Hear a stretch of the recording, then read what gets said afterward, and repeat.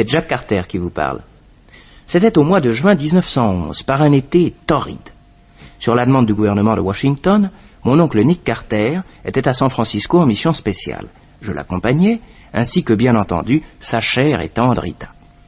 Ce matin-là, le paquebot California revenait de Chine. Il entrait lentement dans le port de San Francisco. Dans une cabine de luxe, une dame était étendue sur sa couchette et gémissait, sous le regard inquiet d'une jeune chinoise et du docteur Reading, médecin du bord. Alors, docteur? Ça lui a pris ce matin au réveil? Oui.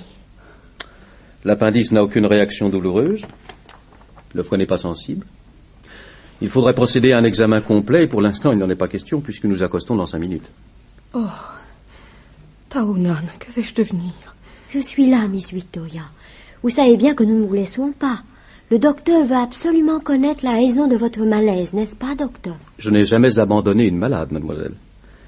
Sitôt que nous aurons accosté, je téléphonerai à un hôpital et je vous ferai transporter pour qu'on procède à tous les examens nécessaires. Merci, docteur. Une de mes amies qui est infirmière m'a parlé de l'hôpital San Pedro. Il paraît que c'est le meilleur. Eh bien, nous vous mettrons à l'hôpital San Pedro. Vous voyez, vous n'avez qu'à demander. Ma pauvre petite Taonan. Qu'est-ce que votre papa va dire quand il apprendra ce qui m'arrive? Pour l'instant, il me semble absolument pas urgent de le prévenir. C'est que Taonan n'a pas encore 20 ans, docteur. Et s'il faut que je la laisse toute seule dans ces grandes villes. Monsieur Tien Chang m'a confié sa fille. Je suis la gouvernante de cette petite depuis bientôt 6 ans. Et s'il fallait qu'il m'arrive quelque chose, j'en mourrais. Oh, allons, Miss Victoria, je ne suis plus une petite fille. Et ce n'est pas la première fois que nous venons aux États-Unis. Je parle l'américain aussi bien que le chinois. Je me débrouillerai très bien, vous savez. Ce n'est pas ce que je crains. Alors quoi? Pauvre innocente. Avez-vous retenu une chambre dans un hôtel? Oui, le secrétaire de papa a télégraphié il y a 15 jours. Nous avons une chambre à l'ambassade, 2 lits et une salle de bain. Eh bien, c'est parfait. Mademoiselle Taonan va s'y installer. Elle ira vous voir tous les jours à l'hôpital, Miss Victoria. Et sitôt guérie, vous la rejoindrez à l'ambassadeur. Qu'est-ce qu'elle va faire toute la journée? Vous n'avez pas d'amis? Pas à San Francisco. Si vous voulez, ma femme s'occupera de mademoiselle pour qu'elle ne se sente pas trop seule. Oh oui, je vous remercie, docteur. Oh, quelles complications je vous cause. Oh, et puis j'y pense, mes bagages. Évidemment, vous n'allez pas pouvoir tout emporter à l'hôpital. Le mieux serait de conserver avec vous une petite valise et que le reste aille tout droit à l'hôtel. J'ai mon nécessaire de toilette, cette grande valise et une malle. Eh bien, mademoiselle s'occupera de la valise et de la malle. Seulement, il faudra lui confier vos clés pour la visite de la douane. Elles sont dans mon sac. Taonan, ma chérie, si vous voulez les prendre. Ce sont celles-ci? Oui, je vous les confie. Ne vous inquiétez pas. Ah, voilà, nous nous accostons. Sitôt arrêté, on branche la ligne téléphonique. Je vais appeler l'hôpital. À tout de suite, Miss Victoria. Surtout, ne vous faites pas de soucis, tout ira bien. Je vous reconduis, docteur. Franchement, docteur, quelle est votre impression? Je ne peux rien dire tant qu'on ne l'aura pas mise en observation. Quel âge a-t-elle? 40 ans. Elle est anglaise? Irlandaise. Restez avec elle. Je reviens dans 10 minutes.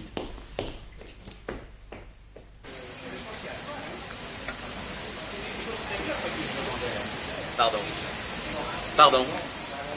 Les lignes sont branchées avec la ville? Oui, docteur. Demandez-moi l'hôpital San Pedro.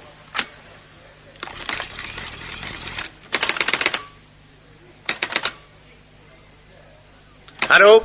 Allô? Allô, ici le paquebot California. Je voudrais l'hôpital San Pedro, s'il vous plaît. Merci. Allô? Allô, San Pedro? Ne quittez pas, on vous parle.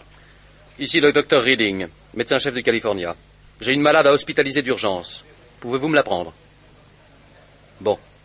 Vous m'envoyez une ambulance? Merci. Passez-moi le service médical du bord. Allô, le service médical? Je vous passe le docteur Reading. Allô, 2 infirmiers avec un brancard et des couvertures à la cabine numéro 7. Descendez la malade à quai. Une ambulance vient la prendre tout de suite.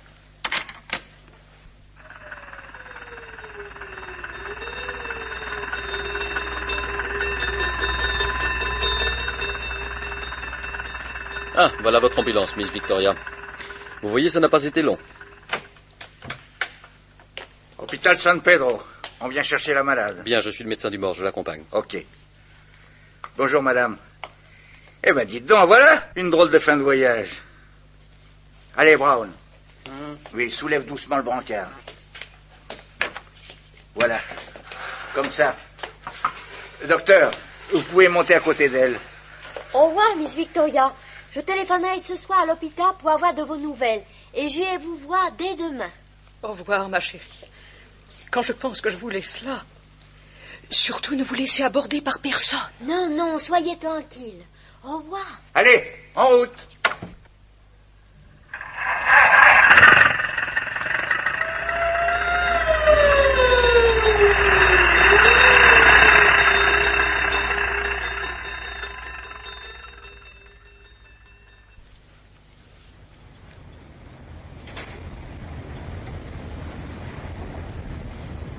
Steward, où sont mes bagages? Votre porteur est là, mademoiselle. Vous n'avez qu'à le suivre jusqu'à la douane. C'est la première salle à droite. Merci. Ah, mademoiselle, je vais vous chercher partout. C'est bien à vous, ces bagages? Oui? Oh, alors je les pose ici. Le douanier va venir. Et après, vous voudrez un taxi? Oui, s'il vous plaît. Rien à déclarer? Non. Au suivant. C'est à vous tout ça, mademoiselle? Oui, monsieur. Vous n'avez rien à déclarer? Non, rien. Qu'est-ce qu'il y a dans cette valise? Des vêtements et des objets de toilette. Voulez-vous ouvrir, s'il vous plaît? Voilà. Mais dites donc, qu'est-ce que c'est que tous ces bibelots-là? Des petites choses que j'apporte à des amis. Et il faut les déclarer? Ça n'a pas de valeur.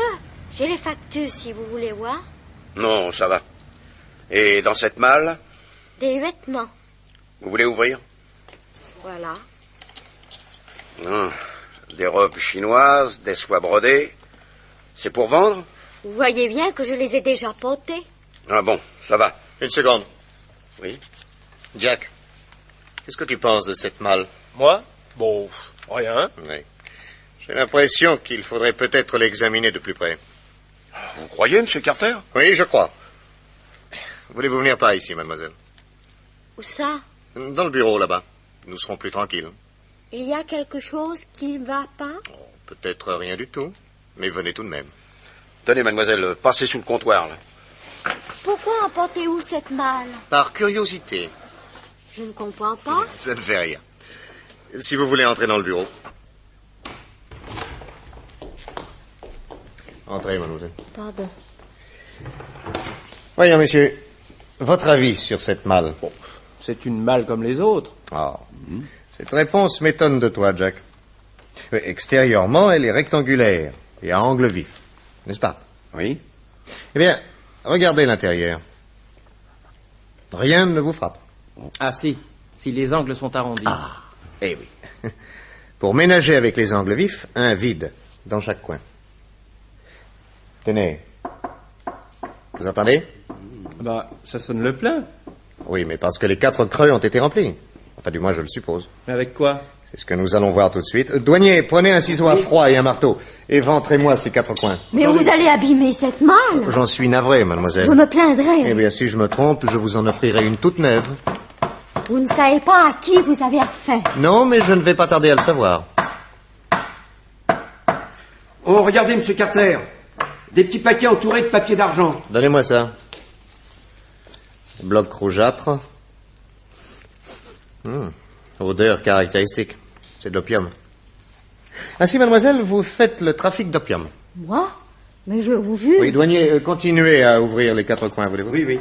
Mais je ne comprends rien. C'est épouvantable. Oui, oui. Oui. Il y en a là aussi, monsieur Carter. Si les 4 coins ont été remplis, il y en a bien 25 kilos. Eh ben, ça représente environ 100 000 $. C'est pas mal. Monsieur, je ne comprends rien.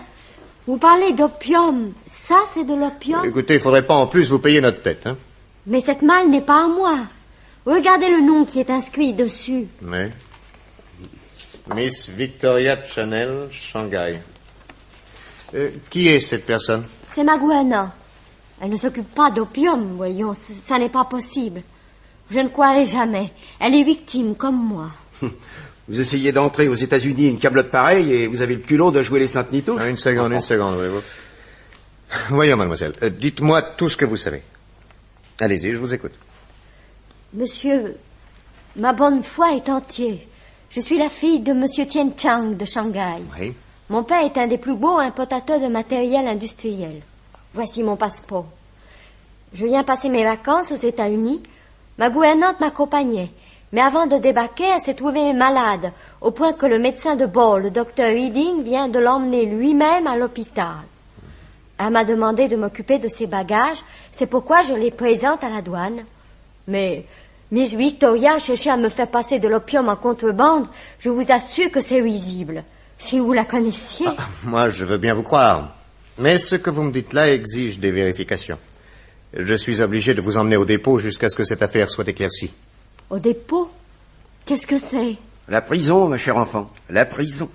Mais je suis innocent. Je ne veux pas aller en prison. Alors là, on se passera de votre avis. Ah non. Non, je ne veux pas. Je ne veux pas. Ah, allons, bon, la voilà dans les pommes. Moi, c'est de la comédie. Non, je ne crois pas. Jack, ouvre la fenêtre. Oui. Douanier, avez-vous des selles? Oui, dans le bureau à côté. Bon, apportez-les-moi, vite. Attends, je lui dégrafe sa tunique. Jack, ôte-lui ses gants et tape-lui dans les mains, veux-tu? Bien entendu. Oh, Nick, regarde. Sa main gauche, le 3e doigt. Il lui manque la première phalange. Voilà les selles, monsieur Carter. Oui. Ah, allons, mignonne. Respirez-moi ça. Ah, ça va aller. Tu as vu, Jack? Au fond de la bouche à droite. Elle a une molaire en or. Ah. Oh, alors vous, monsieur Carter, rien ne vous échappe. Ah, elle pleure, tout va bien. Bon alors, vous vous sentez mieux? Oui. Bon. Maintenant, vous allez être raisonnable. Hein? Je vais faire tout ce que je pourrai pour vous tirer de là, mais comprenez que pour le moment, aux yeux des autorités, vous avez essayé de passer de l'opium en contrebande. Alors on va vous garder au dépôt le temps d'une première enquête, qui va durer 1 ou 2 jours. Et votre sort en dépend. À quel hôpital votre gouvernante a-t-elle été emmenée? San Pedro. Oui. Vous m'avez dit que le médecin du bord s'appelait... Docteur Reading. Reading. Et quelle est l'adresse de votre père? Monsieur Tien Chang, 43 Pacific Street à Shanghai. Street, Shanghai. Merci. La jeune chinoise fut emmenée au dépôt et Nick Carter se rendit sans plus tarder à l'hôpital San Pedro, où il fut reçu par le directeur. Miss Victoria Channel? Oui.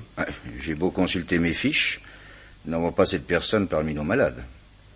Pourtant, elle vous aurait été amenée par le docteur Reading, médecin-chef du paquebot California. Docteur Reading? Oui. Ah, lui, oui, nous l'avons hospitalisé. Comment?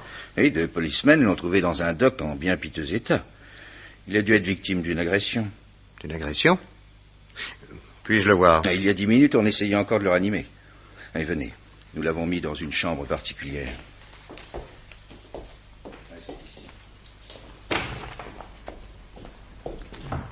Alors, mademoiselle?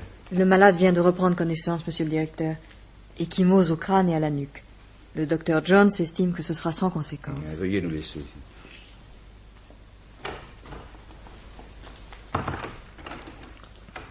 Docteur Reading?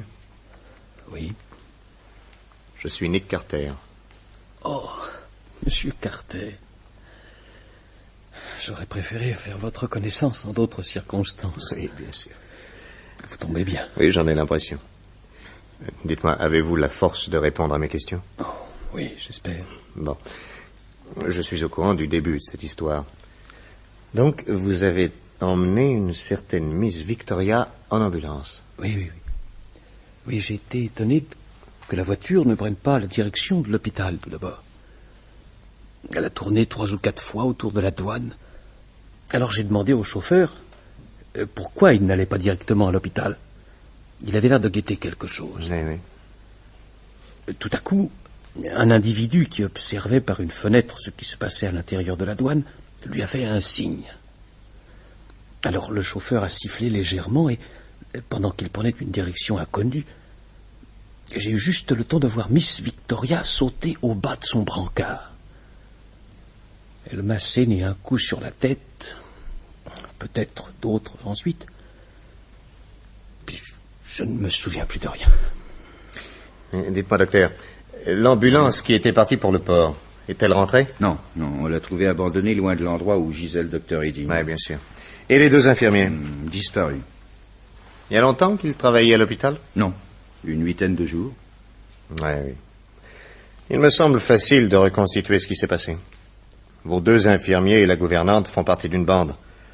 Ils ont spéculé sur l'innocence de la petite chinoise et essayé de lui faire passer de l'opium. Ils ont tourné autour de la douane jusqu'à ce qu'un complice leur indique la tournure des événements. Alors, de deux choses l'une. Le coup réussissait, la gouvernante allait à l'hôpital, on ne lui trouvait aucune maladie, et demain ou après-demain, elle rejoignait son élève à l'ambassadeur. Ou alors le coup ratait, et il prenait la fuite après avoir assommé le docteur. Ce qu'ils ont fait. Voudriez-vous, docteur, me donner le signalement de la gouvernante? Grande, maigre, blonde, des yeux gris extrêmement froids, et une légère cicatrice au-dessus de l'œil gauche. Oui, parfait. Sur elle et les deux infirmiers, nous sommes désormais fixés. Reste à savoir si la petite est complice ou non.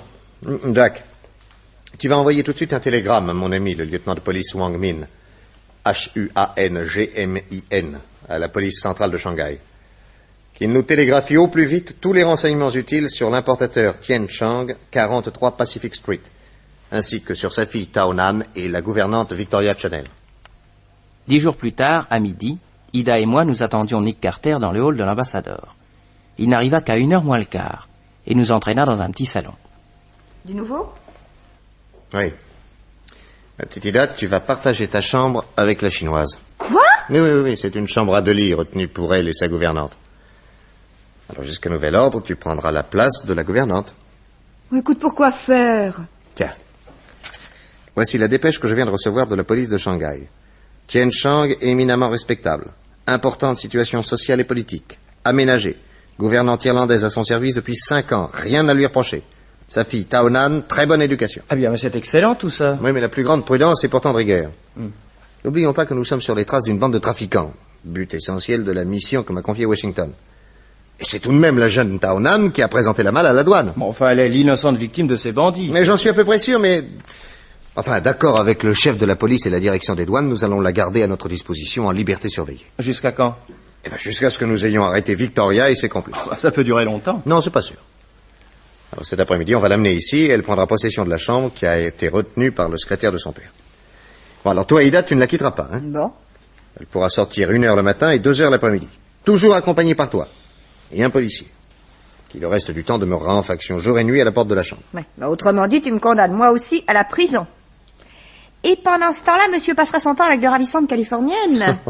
Tu as décidé, le New York Herald, à t'envoyer ici pour une série d'articles sur le trafic d'opium. Ah bah, c'est l'occasion ou jamais de te documenter, non? À 2h de l'après-midi, 2 inspecteurs amenaient discrètement Tao Nan à l'ambassadeur. L'un d'eux demeura en faction dans le couloir devant la porte de la chambre où la jeune chinoise faisait la connaissance d'Ida, devenue son nouveau mentor. La chaleur était accablante. Et à 5h, leur installation terminée, affalées sur leur lit, elles bavardaient déjà comme 2 vieilles amies. Vous avez été blessé au doigt? Oui, il y a 2 ans. Mon père m'avait offert un petit singe. Un jour, en jouant avec lui, il m'a mordu et la plaie s'est infectée. Il a fallu me couper la phalange. Oh, mais ça ne vous empêche pas d'être très belle. Ce n'est pas la beauté d'une femme qui ensorcelle, c'est sa noblesse. Je pense que je n'ai pas le droit de répondre. Non. Allô? Allô? Miss Johnson? C'est moi. Monsieur Nick Carter vous appelle de la ville. Oh, passez-le-moi. Je suis navré, mademoiselle, mais le standard intérieur est en dérangement et je ne peux pas vous passer la communication. Si cela ne vous ennuie pas, il faut descendre à la réception pour parler en ville. Ah oui, mais c'est que c'est très ennuyeux, je peux pas descendre. Enfin, voulez-vous demander à monsieur Carter si ce qu'il a à me dire est urgent? Certainement, mademoiselle. Une seconde, je vous prie. Allô? Allô? Ah, allô? Monsieur Carter dit que c'est très urgent. Il veut absolument vous parler. Bon, je descends. Inspecteur! Mademoiselle? Monsieur Carter m'appelle au téléphone en bas. Notre appareil ici ne marche pas. Veuillez entrer dans cette chambre et rester auprès de mademoiselle jusqu'à mon retour, je vous prie. Ok. Un verre de citronnade, monsieur? Ah, ben ce ne serait pas de refus, mais jamais pendant le service. Avec une paille chaleur, ça ne se refuse pas. Non, c'est défendu. Tant pis. Mais vous savez, je n'aurais pas écrit au président des États-Unis pour le lui raconter. Oh, ça c'est bien. Vous avez peut-être peur que je vous empoisonne? Oh, Un proverbe de mon pays dit... Si l'oiseau vient boire dans ta main, c'est que tu as le cœur pur. Ah, mais je viendrai bien boire dans votre main. Seulement, il y a le règlement. Alors, c'est non. Oh, Ah, et puis après tout, allez, j'accepte. Ah, la bonne heure. Tenez, voilà un verre.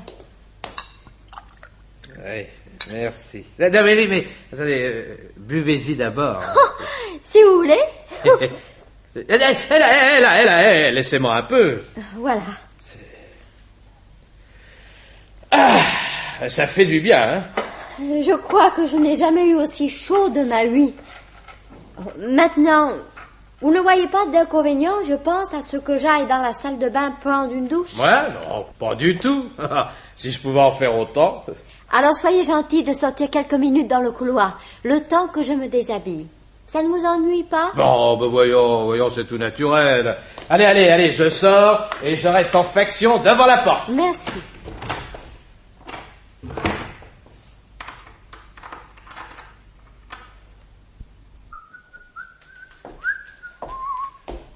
Bonsoir, Monsieur Carter. Alors, inspecteur, tout va bien? Oh, oui, Monsieur Carter. Rien à signaler? Non, Monsieur Carter. Et les deux femmes là-dedans, ça se dispute pas trop? Oh, non. Et puis, ça serait difficile, hein. Pourquoi? Parce que Mademoiselle Johnson est descendue téléphoner. Téléphoner à qui? Bah, à vous. Bah, c'est vous qui l'avez appelé. Moi, jamais de la vie. Bah, il paraît que l'appareil de la chambre ne marche pas. Qu'est-ce que c'est que cette histoire? Bah. Ah, bah, la petite ne doit pas entendre, hein, elle est dans la salle de bain. Et comment le savez-vous? Bah, j'étais entré pour la garder à vue, comme on dit. Bah, elle a voulu prendre une douche. Alors, elle m'a demandé de retourner dans le couloir pour qu'elle puisse se déshabiller. Bah, dans la police, des fois, on est délicat, surtout avec les jeunes filles. Bah, alors je l'ai laissé. Bah, attendez, j'ai la clé. Je vais ouvrir. Ah ouais, alors, je m'en fiche, bah, elle a mis le verrou. On va enfoncer la porte, tenez-moi. Ouais.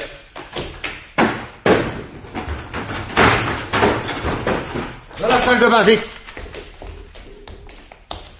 Personne. Hein? Quoi, l'oiseau s'est envolé? Mais oui, Tripidio, elle s'est payée notre tête. Elle a fiché le camp. Mais par où? Pas par la fenêtre. On est au 4e étage. Là, il y a une porte de communication avec la chambre voisine. Tenez, Oh. allez. Elle est ouverte, bien sûr. Et c'est par cette chambre-là qu'elle a filé. Mais j'étais dans le couloir, je l'aurais vu. Ah bah, elle s'est quand même sauvée par le couloir. Pendant que nous étions dans la salle de bain. Oh, la garce. Chasseur, Monsieur?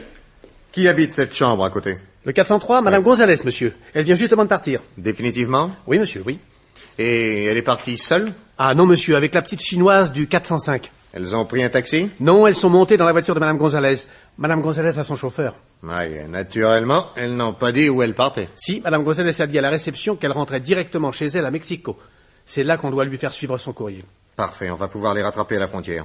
Sa voiture, quelle marque? Une Hispano-Suiza noire avec l'intérieur rouge. Oui, facile à repérer. La petite chinoise, comment était-elle habillée? Comme une américaine, monsieur. Une robe blanche à fleurs bleues et sur la tête un chapeau blanc avec un voile bleu par-dessus, noué sous le menton. Et des lunettes noires. Merci. À votre service, monsieur. Et inspecteur, vous allez envoyer aux frontières du Mexique le télégramme suivant. Prenez note. Stoppez Hispano-Suiza noir, intérieur rouge. Gardez au secret propriétaire Madame Gonzalez et passagère chinoise. Dès arrestation, avisez-nous. Viendront immédiatement. Faites signer ce télégramme par qui de droit et expédiez-le. Nick Carter descendit à la réception. Dites-moi, il paraît que Mademoiselle Johnson est venue ici pour téléphoner en ville? Nous ne l'avons pas vue, monsieur. Peut-être a-t-elle parlé de la chambre. Ah non, puisque l'appareil ne marche pas. Comment? Mais tous les appareils fonctionnent parfaitement, monsieur. Sinon, la standardiste leur est signalée. Payé? Monsieur? L'appareil du 403 ne fonctionne pas avec la ville? Mais si, monsieur. Je vous remercie. Ouais. Avez-vous vu sortir Mademoiselle Johnson? Non, monsieur. C'est épouvantable. Hein? C'est épouvantable. Il y a une morte dans le placard. Quoi? Qu'est-ce que vous racontez? J'ai ouvert le placard du premier étage où je mets mes balais et un corps de femme s'est effondré sur moi. Elle est morte. Mais bon Dieu, courons vite. Montrez-moi le chemin. Ça fait un gros effet, je vous jure. Ça m'est déjà arrivé une fois à Chicago, il y a 10 ans. Seulement la femme, il n'y avait plus que la tête. On n'a jamais retrouvé le reste. Tenez, voilà. Regardez. Ida, montez. Mourir si jeune. Taisez-vous donc, idiot. Elle respire. Le 12 est libre, monsieur Carter. On va l'étendre sur le lit. Attendez, je vais vous aider à la porter. Non, merci, j'ai besoin de personne. Sa respiration est régulière. Elle n'est probablement qu'évanouie.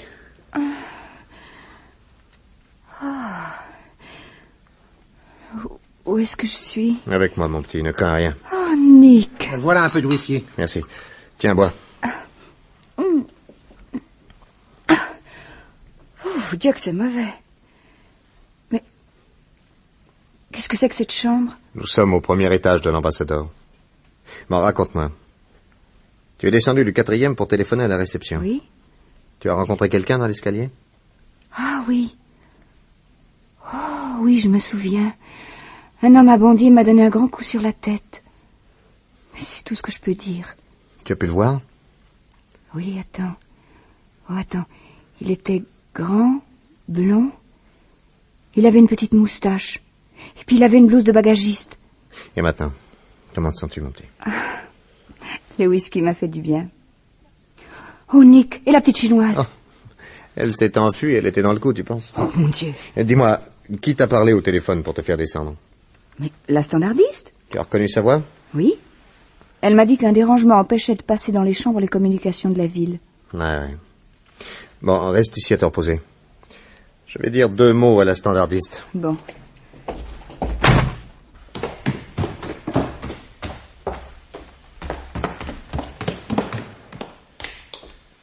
Bonjour, mademoiselle.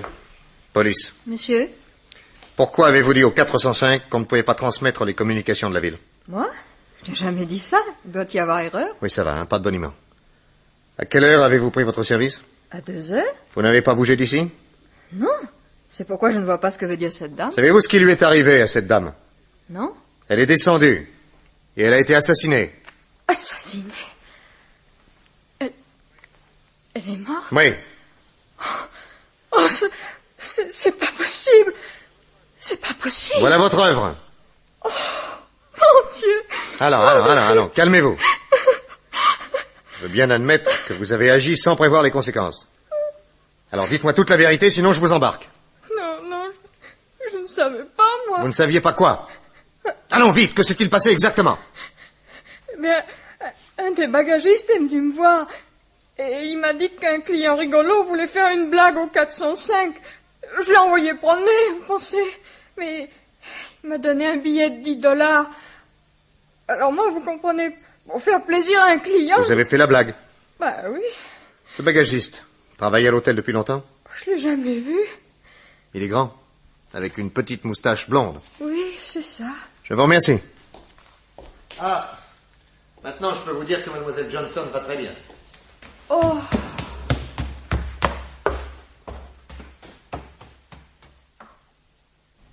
À 10 heures du soir, l'inspecteur Bill apporta à Nick un télégramme que la police venait de recevoir. Poste frontière mexicaine de San Gregorio.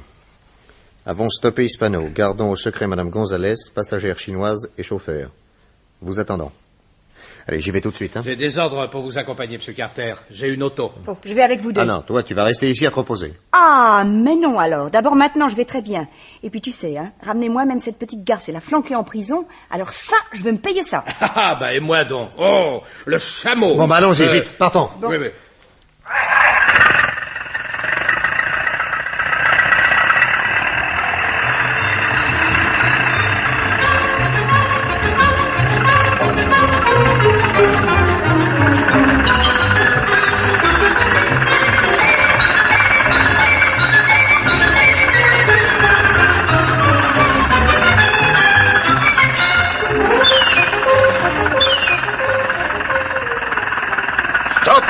Frontière. Inspecteur Bill Thompson, police de San Francisco. Messieurs, madame. On vient prendre livraison d'une certaine madame Gonzalez et d'une chinoise qui se fait appeler Taonan.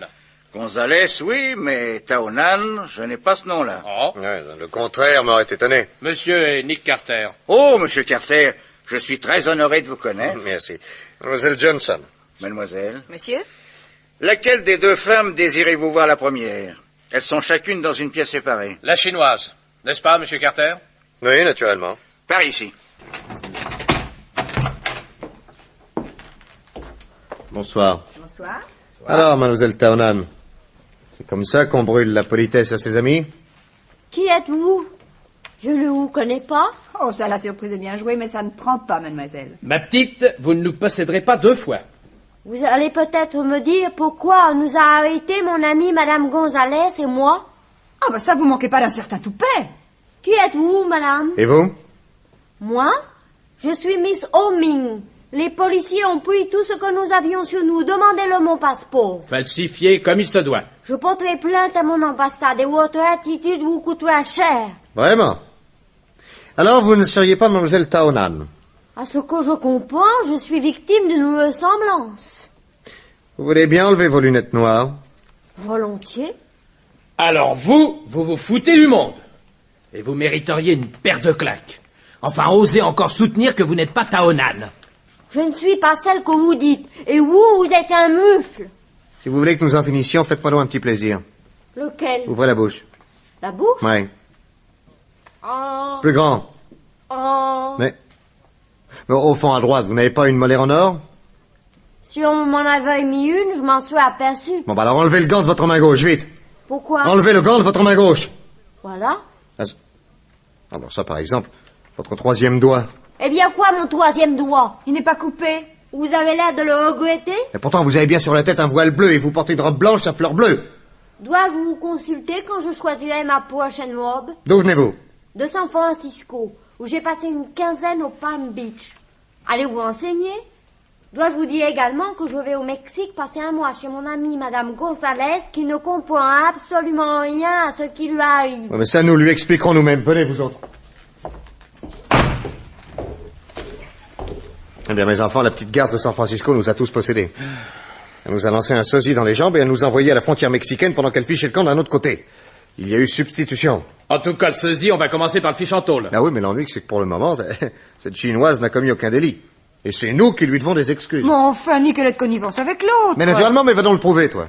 Oh, bah, tu as tout de même pas l'intention de les remettre en liberté. Non. Ah bon? On s'en va les garder pour vérification d'identité. D'ores et déjà, une chose est sûre. Cette Madame Gonzalez et cette chinoise font partie de la bande. Là aussi, je suis pas prêt de les relâcher, Ah, hein. bah bravo.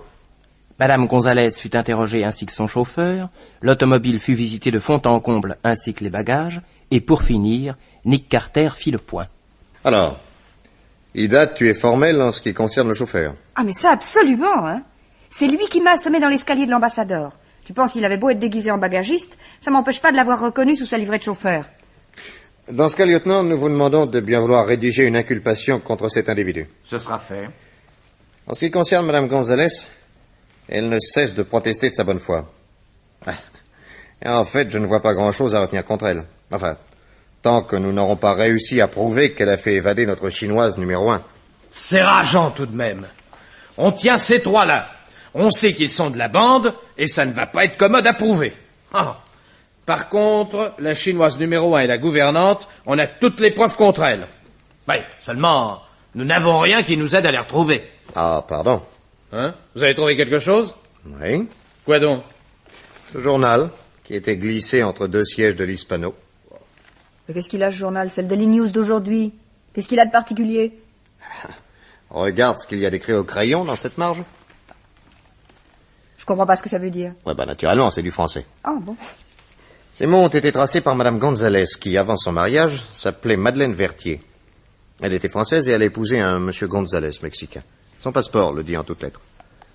Or, elle a griffonné sur ce journal, dans sa langue maternelle, les mots suivants. La reine est à l'abri du vent dans le parc. Qu'est-ce que ça veut dire?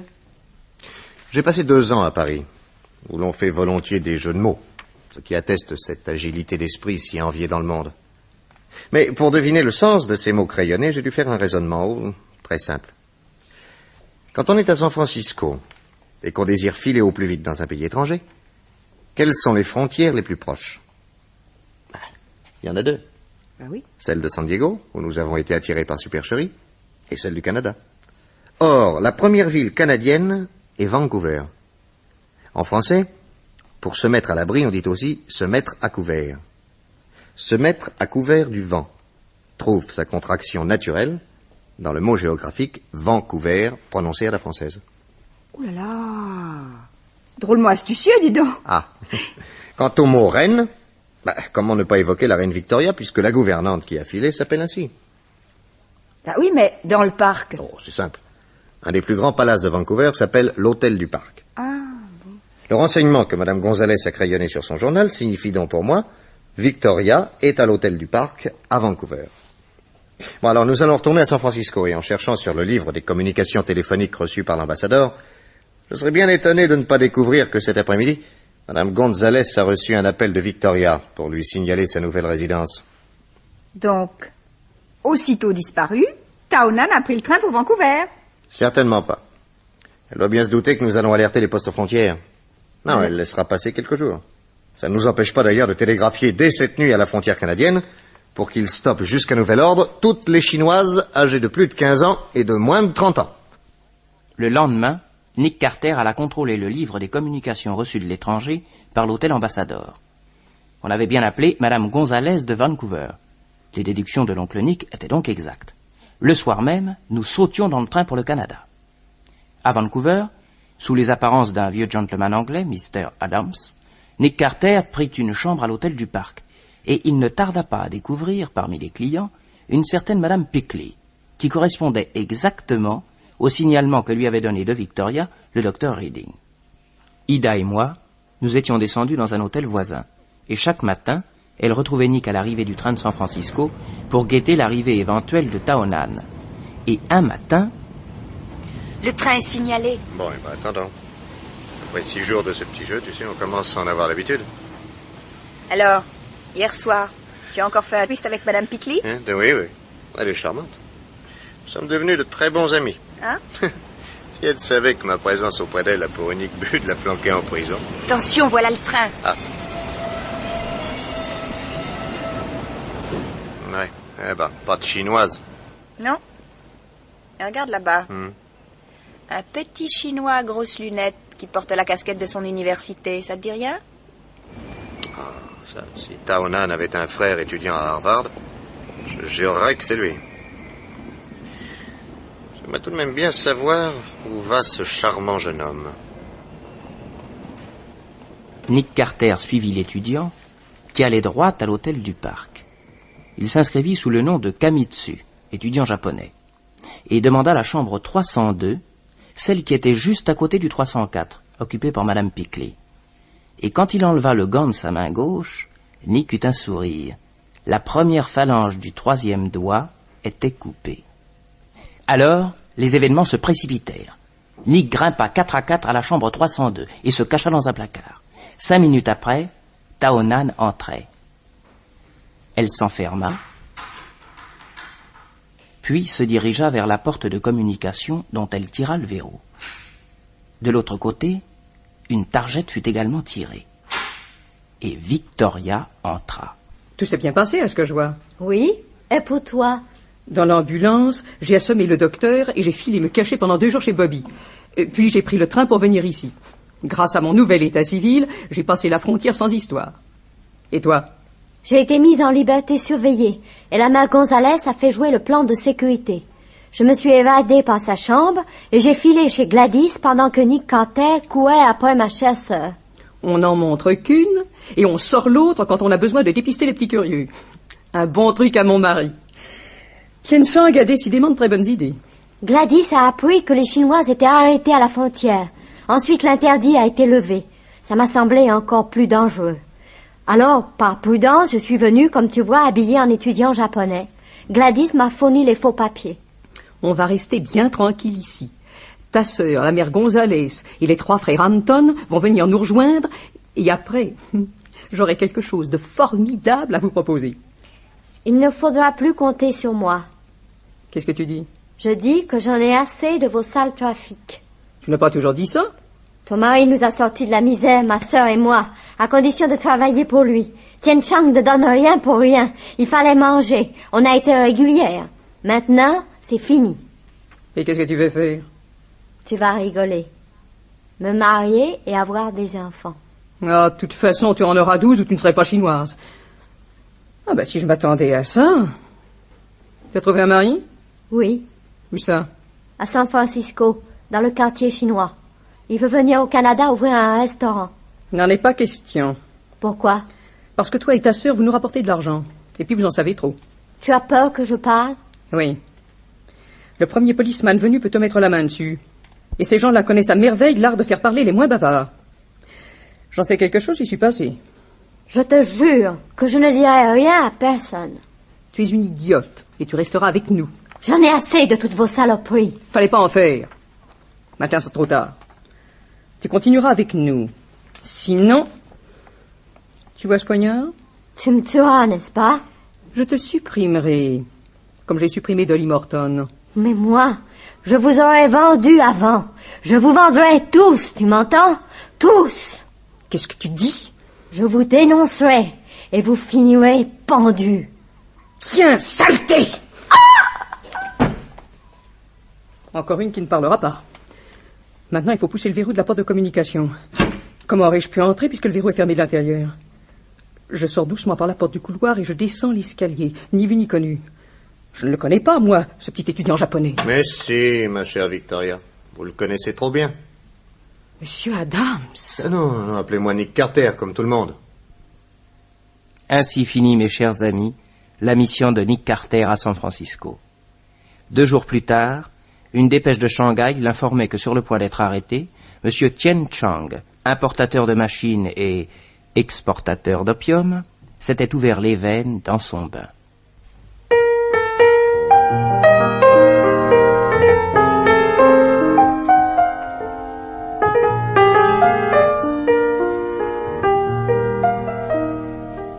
Dans la série Les exploits de Nick Carter, le détective américain, vous venez d'entendre Trafic à San Francisco. Texte de Jean Marcillac. C'est une production de Maurice Renaud. Chef opérateur du son, René Cambien. Bruitage et ovalerie, assistante Odette Brianne. Réalisation, Gilbert Cazeneuve. Avec, dans le rôle de Nick Carter, Michel Gatineau. Le docteur Reading, Gilbert Hédard. Morton, Lucien Frégis. Le directeur de l'hôpital, Jacques Thierry. Ida, Jacqueline Rivière. Victoria, Jacqueline Moresco. Et Taonan, Laurence Badi. Avec Marcel Alba, Pierre Ferval, Lucien Guerville, Jean-Jacques Steen, Ginette Franck. Jack Carter, neveu de Nick Carter, le récitant, Pierre Pernet.